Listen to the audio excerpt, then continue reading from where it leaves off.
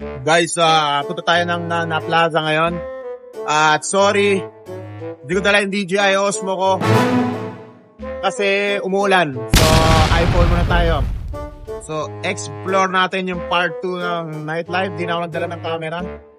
Kasi, ayun nga, ayaw natin mabasa yung camera. At hindi pa bayad. Hindi pa bayad yun. Dito ngayon, no? Wow, may bar din pala dito. Sa may baba ng bahay ko. Wow, very nice. Looks chill. Wow, I need to go there one day. Wow. So, lalakas ako na lang magsalita, no? At wala tayong mic. Camera lang meron ako. Cellphone ng iPhone. At let's see. Hindi na tayo maliligaw ngayon. Hindi na tayo tatanga-tanga. Sa Thailand, wag kayong tatanga-tanga, ha? Mauubos oras nyo. Pagtanga ka. So, ayan, medyo maambon pero maalinsangan ng panahon. Check natin yung mga bar doon. Sa may Nana Plaza naman tayo. Let's go! So guys, first na pinuntahan ko ngayon is Sukhumvit 11, which is yung last vlog ko. Dito din ako pumunta.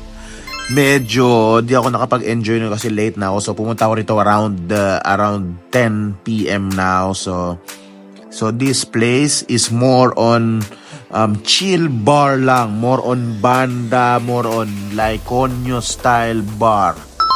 Like if you want to have a conversation and some stuff, you need to go to this place. It's chill. And bad side about this is a lot of prostitution happening here. Not only that, there's a lot of some stuff also. So this now, ito yung side nung Khao San Road. Bago siya mag Khao San Road, meron street doon na sobrang chill lang din. Mura yung mga beer. So nakita nyo yung mga ambience dito. At you can come here also. Medyo malayo to sa BTS, which is next street of Khao San Road, which is more cheap also, and you can talk about it. And of course, let's see the vibes here. It's very classy, very old school, and people is just having a very nice conversation. At ang tao dito morely white. Like what you mean? I'm not racist. More on American, European, and some stuff. You know what I mean? So massage. And here we go. The main event of the evening is Khao San Road. Khao San Road. Of course, if you want to come here, you cannot talk because this place is wild as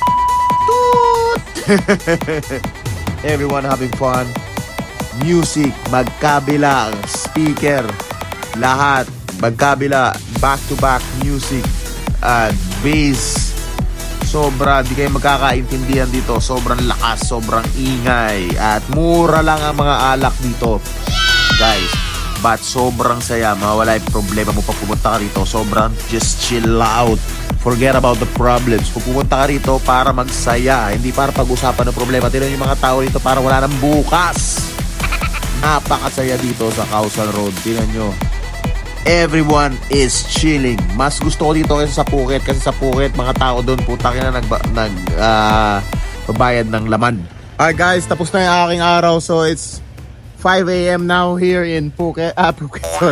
Bangkok. So, nakadalawang gin tonic ako. Tapos binigyan lang ako ng isa pang glass. Ewan ko, natutuwa yung mga tao sa akin doon, kaya binibigyan ako ng alak. Kaya ito, medyo lasing. So dito ako sa may police station, naghihintay ako ng taxi.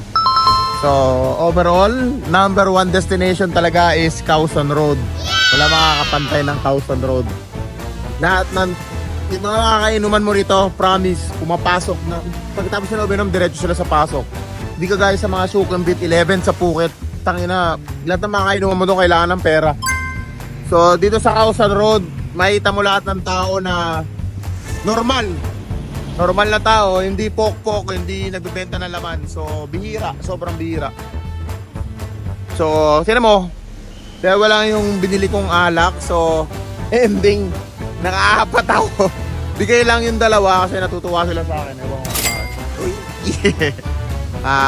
Guys, so number 1 para sa akin yung Causan Road, then Sukhumvit 11. And fuck Sukhumvit. I think I need to go somewhere else and find out which place yung meron pa. So pauwi na ako, guys. Salamat sa mini vlog. Ang pangit ng cellphone. Ang pangit ng quality ngayon kasi nga naka-mobile lang ako na hindi ko din like camera ko.